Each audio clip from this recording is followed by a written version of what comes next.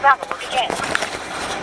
Thanks, everybody, for joining us for what's going to be a terrific card with Broner versus Mikey Garcia in the main event in a 12-round junior welterweight fight on Showtime Championship Boxing, presented by Premier Boxing Champions, on July 29th, 9 p.m. Eastern Time, 6 p.m. Pacific Time, at the Barclays Center in Brooklyn, New York, the home of Brooklyn Boxing. It's going to be a terrific card. It's being promoted by Mayweather Promotions and my company. I want to shout out to Leonard Ellerby and Floyd Mayweather and all their staff who are working with us on this card. As you all know, that they've been pretty busy lately. I'm not sure if Leonard's going to join us during this call, but if he does, I'll throw it over to him when he does. Tickets can be purchased at Ticketmaster.com, BarclaysCenter.com, or by calling 1-800-745-3000. And there have been some adjustments to the ticket pricing with respect to locations that are fan-friendly. So if people go on Ticketmaster now, you will see some adjustments that I think fans will like when they're purchasing their tickets. We're going to start with the opening. Now, first of all, there's a terrific off-TV undercard today. A terrific card involving Rashid Warren was added to the card. Jarrell Miller is fighting Gerald Washington on the card. Katie Taylor from Ireland is on the card. Noel Murphy, Richardson Hitchens, a bunch of great local talent. It's a terrific card from top to bottom. The opening TV fight features one of the up-and-coming young stars in boxing. He's already been a world champion at 154 pounds, the IBF 54-pound champion. He made 3 title defenses against Julian Williams, Austin Trout, and Wilkie Camford. He's now the number 2 ranked middleweight in the world by the WBC, trained by Ronnie Shields, one of the best young fighters in the world. This will be his New York debut. Jamal Charlo. And Jamal will be fighting Sebastian Highland, the number 1 ranked middleweight by the WBC from Buenos Aires, Argentina. This is also his New York debut, and he's fighting in the U.S. for only the 2nd time. He holds a knockout win against former world title challenger Matthew Macklin. He's the former WBC Latino and WBC International Middleweight titleist. So I'm going to throw it over to the Sebastian Highland and his translator, Sebastian. So, Sebastian, could Sebastian Highland say a few words? Decir algunas palabras para presentarte, para agradecerte la oportunidad y todo esto. Puedo decirlo en español y yo traduzco. Bueno, agradezco las palabras que trata de presentarme. Estoy muy contento de participar en esta gran velada que ha hecho. Yo preparado para una gran batalla. Well, first of all, thank you for this opportunity to develop Mayweather Promotions on Haven and everything and Showtime.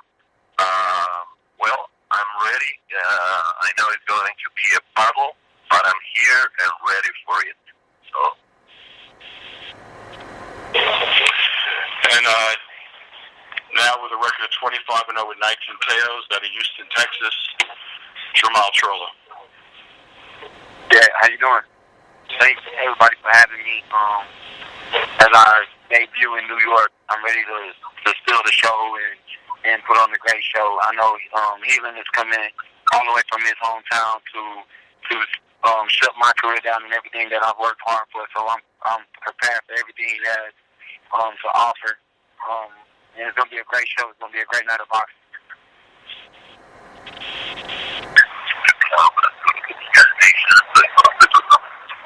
Yo te quería invitar a Argentina para tratar de... We're going to open this up for questions. What's that? I said we're going to open up for questions from the press to both fighters. Perfect. Ladies and gentlemen, if you have any questions, please press *1 on your telephone keypad. Again, if you have any questions at this time, please press *1 on your telephone keypad.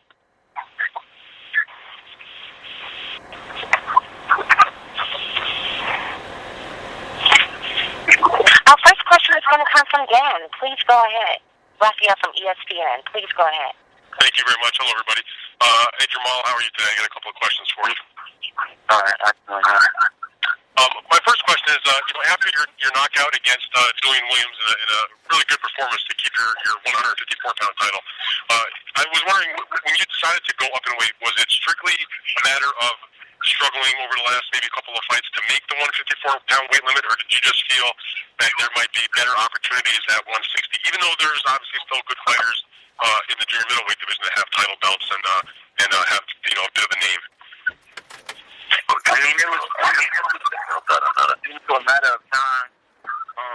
I felt like I did everything at that time to be the best at 154 pounds. With my twin brother having the belt, Eric Blondie, Laura having the belt, one of the belts, WBO going vacant or whatnot, and me having IBF, it was better opportunity at 160. Okay, so when you look at the landscape, and I'm not certainly overlooking Jorge Highland, who's got a good record and been in the ring with some good fighters, but when you do your, I know you're a smart boxing guy because we've had these conversations, and you look at the landscape at 160 pounds, there's a huge fight in September between Canelo and Triple G. There's a number of good boxers in that weight division. What do you see as your path to one of those world title belts, and how you can put yourself up in that level of name recognition with some of those other big stars in that weight class? Basically, it's like me capturing. I'm not overlooking Stephen at all, but I have to do what I did at 154 pounds, or they're not gonna think I'm rich. So my job is to fight as hard as I can and train as hard as I can and fulfill my dream, and that's becoming a two-time world champion. And when you look at Jorge Highland's record, and you take a look at the career that he has had, I mean, he's got the one real solid win, I guess, but not a lot of, he's got the knockout against Macklin.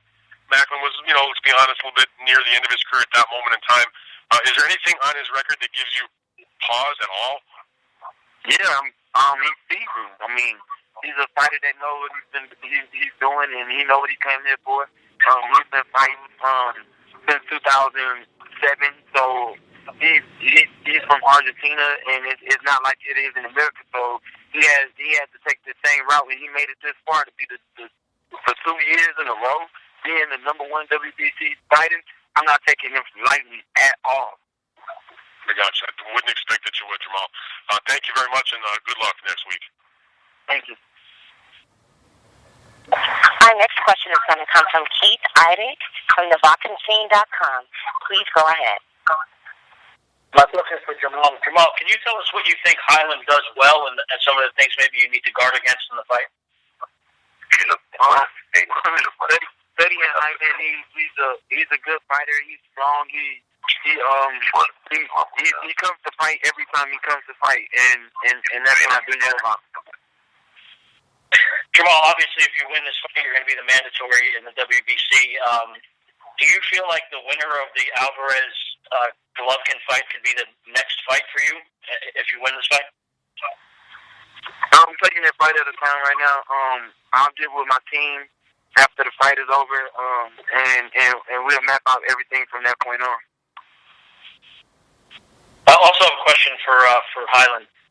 Can you ask him what it feels like for him to come to this country, obviously as a big underdog against Jamal Charlo?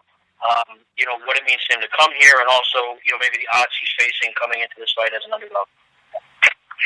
¿Qué representa o qué significa o qué sentimos viniendo a Estados Unidos a pelear con Charlo, siendo que ellos tienen todos a Charlo como favorito? No, tengo confianza en lo que hago. La verdad que el entrenamiento me da la confianza que necesito. Y sé que tengo un buen rival enfrente. Sé que no va a ser fácil, pero vine preparado, porque vine preparado un gran fantástico. Y sé positivo que va a estar todo bien. I know Charlo is a great fighter, but I don't feel like the underdog because I have obviously confidence in myself. I have my experience, and I train. I had a great training camp back home, and as I said before, I came here prepared for the battle, and I am in, of course, to be the winner.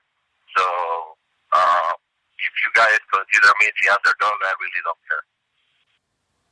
Well, the odds maker consider me the underdog. That's more what I meant. But can you ask him also what it would mean for him in his life? If he was able to win this fight, because he'd obviously get a title shot from there. Okay. ¿Qué significaría ganar esta pelea para vos? Muy importante para mí. A lo largo de estos 2 años pasé por un montón de cosas. Sin embargo, nunca dejé nada. Siempre puse la misma gana. La verdad que es importantísimo para mí ganar esta pelea antes de la pelea. During those 2 years that I was seated in the number 1 spot in the WBC rankings, I went through a lot of things, really a lot of things. But I never quit. I never stopped training. So obviously, for me, this is a crucial point of my career and my personal life. So obviously, it would be very important to beat a guy of the magnitude of Charlo at his own backyard. Thank you, guys. Thank you. Our next question is going to come from Len Satterfield from the Boxing Premier Champ. Please go ahead. Hey guys, how you doing, Jamal? How you doing?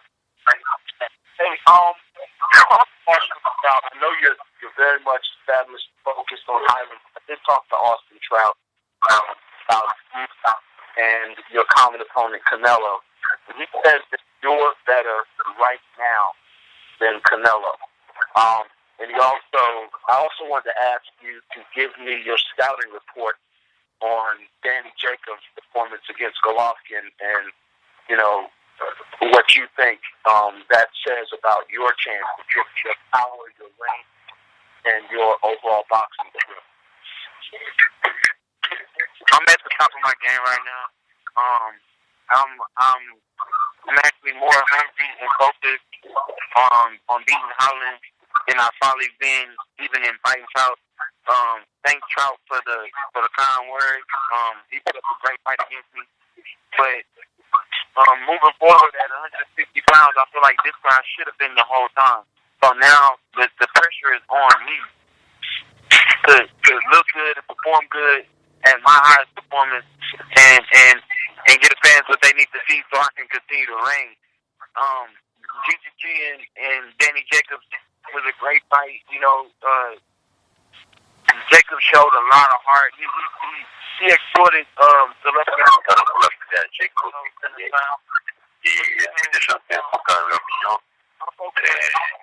moving on to the next level, and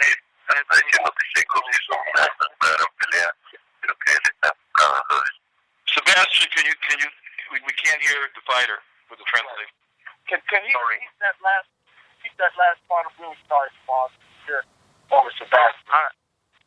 I said, Danny Jacobs and GGG had a nice hard fight. The fight showed where GGG got hit a lot more than we probably seen him be hit, and Danny Jacobs exploited those mistakes that he was making. And I know Canelo's looking at that, thinking that he's gonna go into the fight and do what Danny Jacobs did, but I feel like Danny is a better fighter. But look, I'm not focused on that right now. My main focus is to get to the next level, and all the pressure is on me to perform at my highest level that I've ever performed at right now. So I'm not necessarily focused on the winner out of the champions right now. I'm focused on becoming the number 1 spot where they have to avoid me. Understood. One more question for you. You mentioned that you should have been at 160 all along. I'm not sure if you meant as far back as the Trout fight or even the Williams fight. But having said that, do you expect your power to translate immediately to this weight class? And how far do you think before you enter this weight class, do you think you need to be at the top of your game physically at this weight? Knockout power is something that's God-given. I expect my power to translate immediately, like you said. Not only that, I'm feeling a lot better.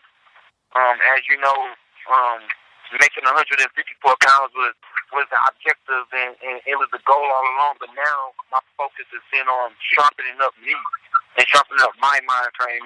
And now that I put my physical strength with my sharper mind frame, I feel like I'm going to fight a lot better. I appreciate it. That's another area.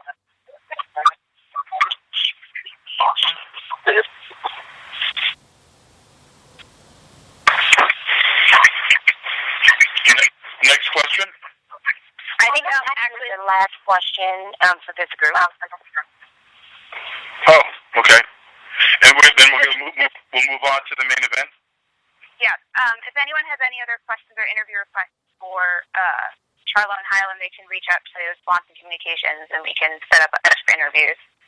But go ahead. Or they can just go to my Instagram or Twitter or something and ask me the question directly at Future of Boxing. Okay. Thank you, Jamal, and thank you, Sebastian, and I look forward to seeing you guys in Brooklyn. Thank you. Thank you. Thank you. The main event on the show is a sensational matchup between Adrien Broner and Mikey Garcia. Mikey's undefeated, 36-0. Adrien is 33-2, but Adrian's undefeated at 140 pounds, which is the weight for this fight. This is a fight that really is a fight between two stars. It's a fight between two guys whose names come up in pound-for-pound kind of discussions. Mikey Garcia, at 36-0 with 30 KOs, has knocked out 19 of his last 21 opponents. He won the BC lightweight title in his last bout on January 28 with a third-round KO of undefeated Dejan Zlatikainen to become a three-division world champion. He's held titles at featherweight, super featherweight, and lightweight, and he's never fought above 138. This is his first fight at 140, and he's taking on one of the very best. So, Mikey, would you like to say a few words, please? Hi, I'm here. How you doing, Dan? Mike, you want to say a few words to everybody? Yeah, well, you know what? We're finishing up camp over here. I'm very excited, very happy for the fight. You know, we're just a little over a week to go, and I think it's going to be one hell of a fight. I think people are going to be very excited to see me. You know, it is a new challenge, like you mentioned. You know, I'm fighting 140 pound for the first time, and especially against a top former world champion Adrien Broner.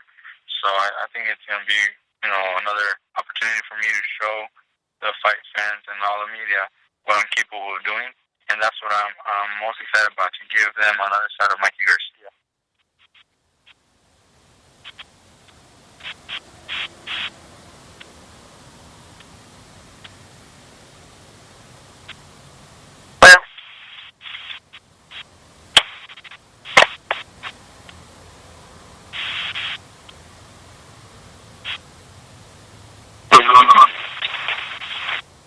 Is it time for questions? Are we having connection problems there? Oh, yeah.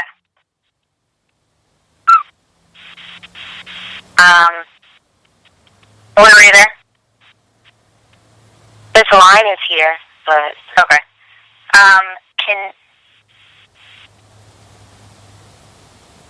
Leonard, are you there? I'm here. Okay. Would you be able to introduce Adrien? I believe Adrien's on the line. Adrien, you on the line? Yeah. I do apologize. One moment. I believe we have that person in the Adrien's on.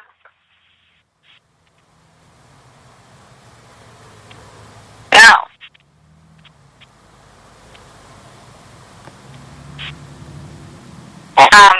Leonard, why don't you make some comments, and then you can turn it over to Adrien, and then we'll open it up for questions. Okay. Oh, there's Lou. Okay. Yeah. The last thing I was saying was simply that people don't realize this, but Adrien's 27 years old. He's actually 2 years younger than Mikey, undefeated at the weight of 140. And I'm going to turn it over now to my good friend Leonard Ellerby, who's one of the busiest guys in boxing these days. Been traveling all over the world and getting FaceTime on every channel, international channel, and every sports channel, and every channel in the universe. I'm happy that we're co-promoting this event together, and I'll let Leonard say a few words and then throw it over to Adrien. Leonard? Leonard's line has dropped from the call. 1 moment, please. I think she should be back on. Okay, they're back. Hey, Leonard. Leonard? Can you hear me? I can hear you now. You want to say a couple of words and throw it over to Adrien? Can you hear me? Yes. Okay, good. Yeah, the phone had cut off like 3 times. Well, we have you now, so why don't you say a couple of words to the press and then throw it over to Adrien. Okay, sure.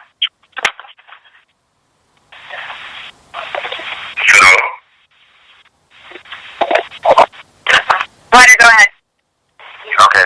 Well, just thank everyone for joining the call today. We're really excited about this great event we have next week. It's going to be, again, I think it's going to be a very, very exciting fight. Most of the media are favoring Mikey Garcia to win the fight. I think that I feel differently. I think that Adrien's going to come. He's coming to win the fight. I think he's going to put on an excellent performance. And this is the new Adrien. We've heard different things in the past from Adrien, and I think this is the defining fight in his career that's going to take him to the next level, to the superstar level where he belongs. So, without further ado, I'd like to have Adrien Broner. AB, you there? Yo, what's up? Why don't you say a few words to the press? I hear you like slim and like in a killer mode right now. Man, listen, man. At this point, fuck the press. They all against me. I'm ready to fight, and next week I'm gonna show everybody, man. I'm still that young, hungry animal, and I'll be able to take over the sport of boxing. So I'm ready to answer my question and get off this motherfucking phone.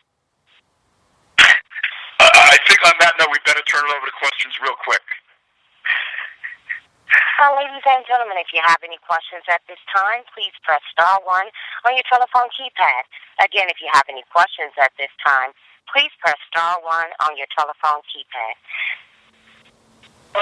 And I'm waiting for callers to join the queue.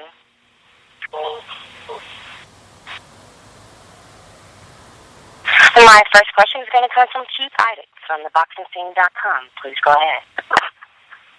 Adrien, how much has being the underdog in this fight, you talked about it at the press conference, you were joking around a little bit about it, but how much has it motivated you, though, and really driven you during this camp to get ready for this fight?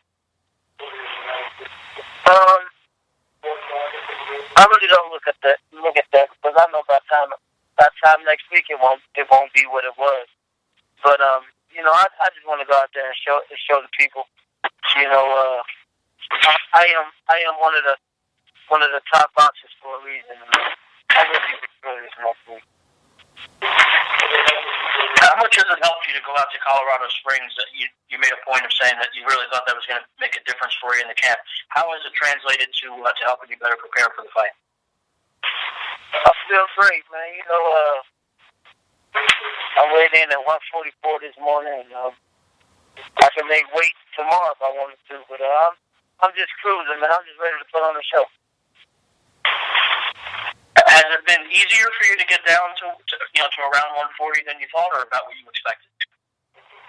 No, it's actually been easy, man. I should have been did it, but I ain't had a reason to do it. Now I got a reason to make 140. Plus, I ain't giving nobody $500,000. I'd rather give somebody $10. I ain't got to give nobody $500,000 and nothing.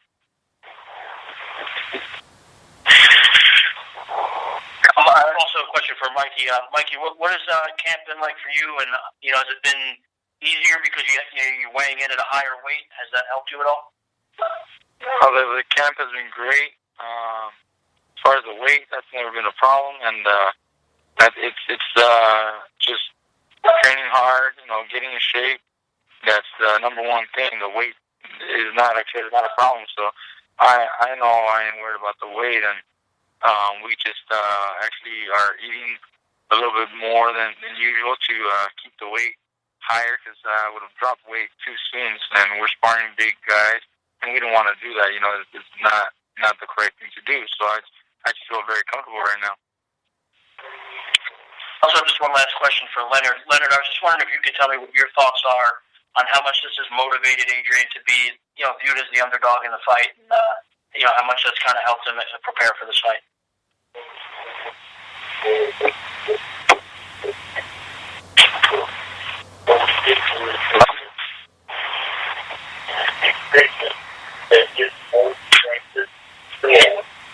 Is Leonard there or no? Leonard? His line is in the call. Well, he's probably on the phone with Connor. Let's go to the next question. All right, how about you guys just ask me all the questions? All the other team doesn't know what they're doing. Our next question is going to come from Dan Raphael from ESPN. Please go ahead. Thank you very much. My first question is for you, Adrien. Hello, Adrien. What's up, Dan? Hey, my question for you. First of all, did I hear you say that if the penalty for you not making weight or Mikey not making weight was $500,000? Is that correct? Yeah. Okay, so that's a pretty big motivation, I would imagine, to get down to the 140 limit. Is that how you're looking at it? I mean, I ain't giving nobody nothing. Okay, fair enough. Adrien, in his introductory remarks, Leonard Ellerby said that he thought this was your defining fight. And you've had some major fights. You've won titles in 4 weight classes and fought some good names and all. But do you look at this as a defining fight against Mikey Garcia, even though, it's not for a world title, but it's a pretty big deal fight, it seems to me.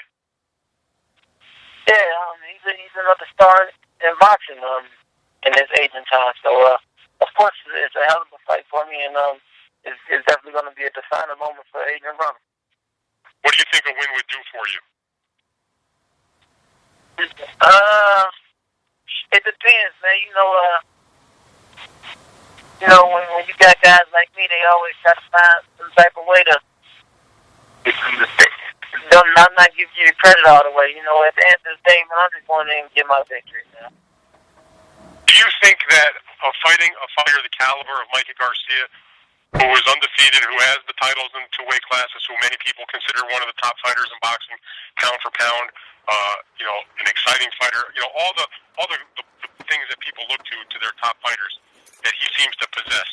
And if you win the fight, it seems to me like it's almost going to be a bigger victory for you if you win than the fights that you won world championships in, which were not always against well-known opponents.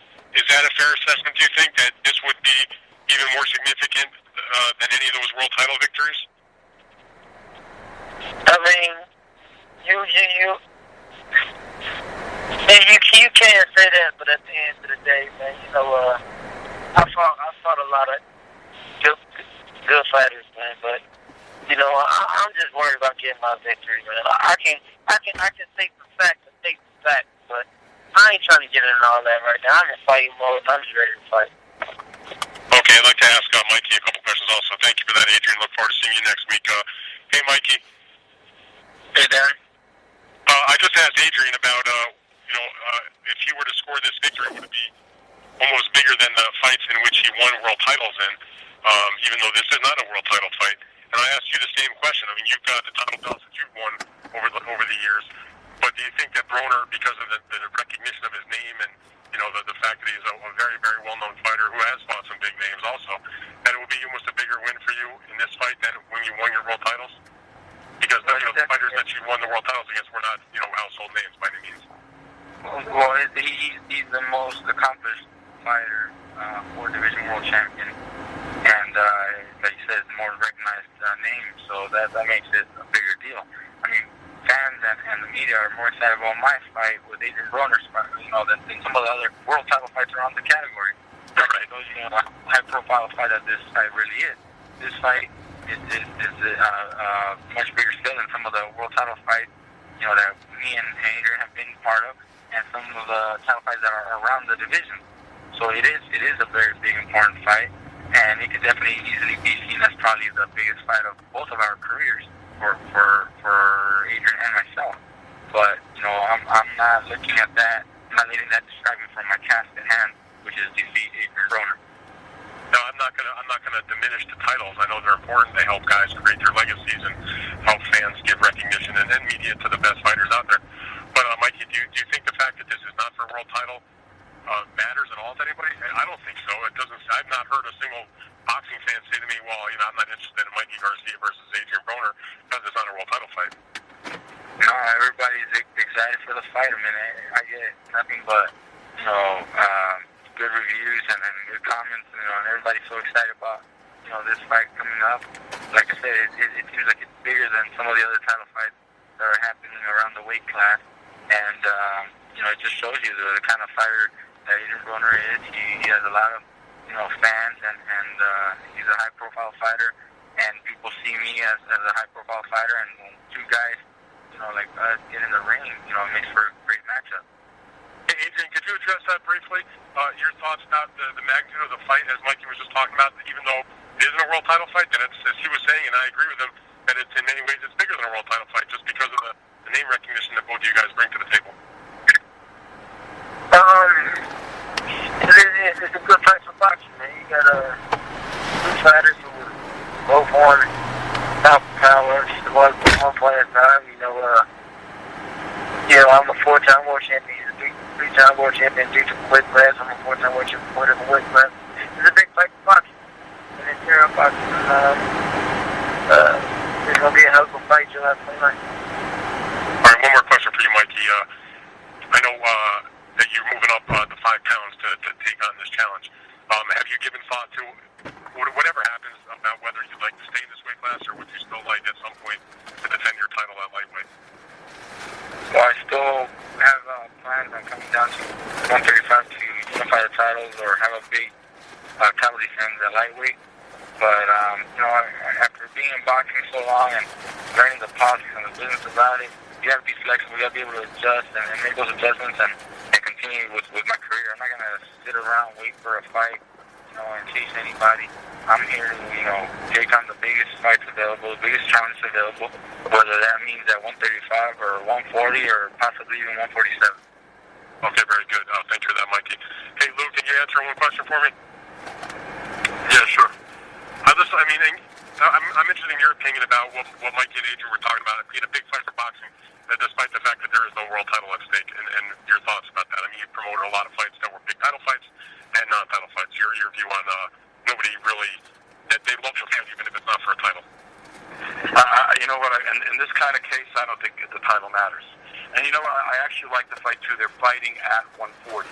They're fighting at a legit weight class. It's not like some strange catch weight situation. They're fighting at 140, which frankly is pretty much, for a guy who's a 35-pound champion, the highest you would expect Mikey to go for a challenge, and it's the best weight Adrien's fought at in his career. He's undefeated at 40, and 47, frankly, is not his best weight. So I don't think the weight matters. I think the weight here is sort of optimal to see a great fight, and I don't think anyone cares. I think this is a great fight. Personally, I think this is bigger, than your average title fight. Very good. Thank you for that, Lou. We'll look forward to seeing all you guys next week. Thank you for your time. Our next question is going to come from Alex Raskin from Vice Sports. Please go ahead. Hey, this is for Mikey. Against a counter-puncher, a good defensive fighter like Adrien, how much does your style have to change? Do you have to maybe be less aggressive than you would normally be? You know what? We have been working on a lot of things up there, working on different game plans, different style of sparring partners, so I can be ready for whatever Adrien Broner brings on Saturday night.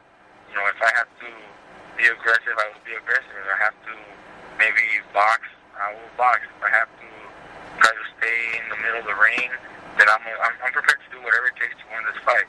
And like I said, I know people still haven't seen everything that I have to offer, and I think Adrien Broner will be the one to challenge me enough and push me to that next level and bring out the best out of me. And that's it for me. Thanks, Mikey. is going to come from Michael Knox from Fox Sports. Please go ahead. What's going on? This Adrien Broner. This first question is for you. The world keeps hearing about the all-new About Billions and what that entails. Can you enlighten the boxing world as well as your fans on what exactly it means that About Billions has a new look on life in boxing? Everybody keeps saying About Billions, but the next thing is about boxing. So as you can tell, I left the About Billions lifestyle. I left it alone for this whole campaign, and that's why the new series that I've been putting out is about boxing. I'm about boxing. So my main focus is just getting in the best shape I can, so I can go fuck Mikey up, and that's it. It's nothing personal. It's a hurt business, and I know he's definitely trying to convert me, but I'm coming to fuck him up, and I ain't with all this bullshit. And I'm really ready to get out this motherfucker phone. For real. I feel like close right now, and I feel like punching him in his fucking face. But hurry up with y'all questions, and I'm ready to hang up on y'all. Well, thank you, Adrien, for that. Mikey, that actually gets to my next question to you. You hear Adrien Broner say he's ready to get on right now. Y'all even being on the phone call together a little bit too close to each other. What's your take on About Billions becoming about boxing and trying to stop that whole movement? Well, that's great, because that just means it's going to be a better fight. I don't want to have a fight against unfocused, untrained, out-of-shape Adrien Broner. That takes away all the credit. And, he seems to be ready to get in the ring now, and that's actually, I love that, because when we're at the press conference, he's a little too friendly, and we ain't friends. We're definitely not friends on Saturday night, 29th, so that's exactly the Adrien Broner I want to hear. Thank you. That's from Fox Sports, So Much Sports, Mike Knox. We can't wait to see that fight live. Looking very forward to it. Thank you, guys. Thank you. Our next question is going to come from Len Satterfield from Premier Boxing Champions. Please go ahead.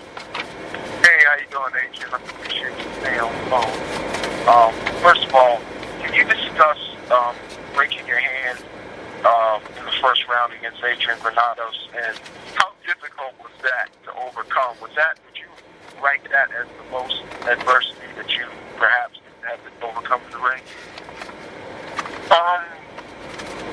No, my worst adversity was I actually broke both of my hands when I fought this Mexican kid named Lugo.